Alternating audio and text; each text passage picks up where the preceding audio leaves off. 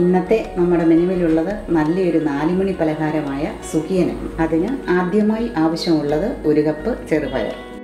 അടുത്തതായി ആവശ്യമുള്ളത് 1 തേങ്ങയുടെ പകുതി ചുരുണ്ടിയത്. പിന്നീട് ആവശ്യമുള്ളത് 1 കപ്പ് മൈദാമാവും 1/2 കപ്പ് അരിപ്പൊടിയും.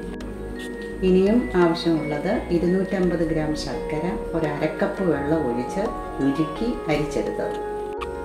അടുത്തതായി 1 ടീസ്പൂൺ ഏലക്ക പൊടിച്ചത്.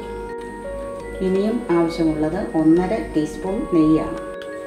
കുക്കർ സ്റ്റൗവിൽ വെച്ച് നമ്മൾ എടുത്തു വെച്ച പയർ അതിലിട്ട് 2 കപ്പ് വെള്ളം ഒഴിച്ച് 5 വിസിൽ കേൾക്കുന്നത് വരെ വേവിച്ചെടുക്കുക. ചെറുപയർ വെന്തതിന് ശേഷം തുടരാം. 5 വിസിൽ കഴിഞ്ഞിട്ടുണ്ട്. നമുക്ക് തുറന്നു നോക്കാം.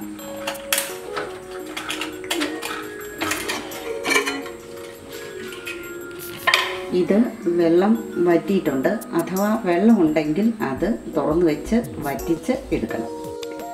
എടുത്തു വെച്ച പയറിലേക്ക് ശർക്കരയും തേങ്ങയും ഏലക്കയും ഇട്ട് നന്നായിട്ട് കുഴയ്ക്കുന്നു. ചൂടാറിയതിന് ശേഷം കൈകൊണ്ട് നന്നായി ഈ പരുവം വരെ ഇളക്കുക.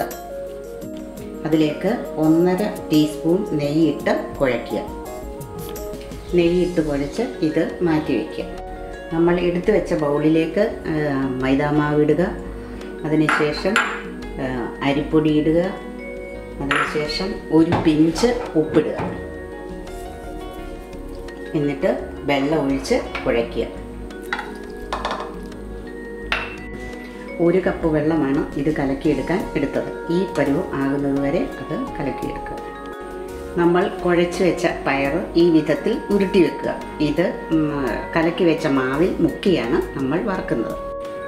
സുഖിയൻ മുങ്ങിക്കിടക്കാൻ പാകത്തിൽ ഫ്രൈങ് പാനിൽ എണ്ണയൊഴിച്ച് തിളപ്പിക്കുക. ഉരുളകൾ ഓരോന്നായി കലക്കി വെച്ച മാവിലേക്ക് ഇടുക. സൂക്ഷിച്ച് ഇടണം.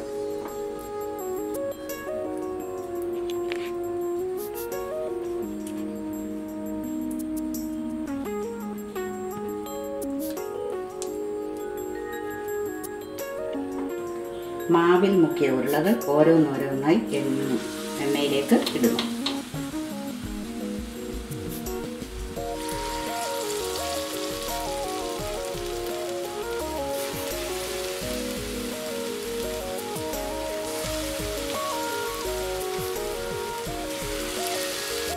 ഒരു 3-4 സെക്കൻഡ് കഴിയുമ്പോൾ ഇത് ഓരോന്നോരോന്നായി മറിച്ചിടുക.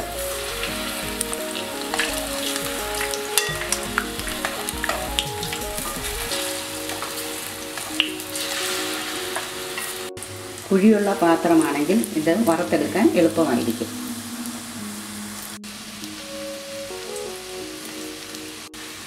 ഏകദേശം ബ്രൗൺ കളറായി. ഇനി നമുക്ക് മൂത്തത് കോരിയെടുക്കാം. നമ്മുടെ സുഖിയൻ റെഡി ആയിട്ടുണ്ട്. ഇനി ഒരു കാര്യം ശ്രദ്ധിക്കുക. പയറിൻ്റെ വേവ് 5 വിസിൽ കൊണ്ട് ആയില്ലെങ്കിൽ കുറച്ച് നേരം കൂടി കുക്കറിലിട്ട് വേവിക്കുക.